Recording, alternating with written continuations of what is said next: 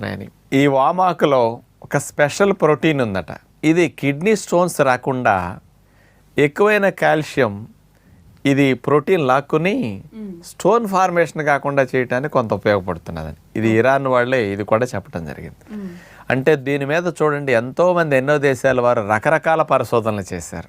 కాబట్టి వామాకులో ఉండే ఔషధ గుణాలన్నిటినీ మనం చక్కగా శరీరానికి అందించగలిగితే ఎంతో సింపుల్గా ఇట్లాంటి సమస్యల నుంచి బయటపడవచ్చు. అయితే డాక్టర్ గారు, మరి వామాకులను సాధారణంగా అయితే కనుక బజ్జీలు వేసుకుని తినడము, లేదంటే అప్పుడప్పుడు మనం చూపించినట్టుగా ఏ చట్నీలోనో వాడడమో చేస్తూ ఉంటారు.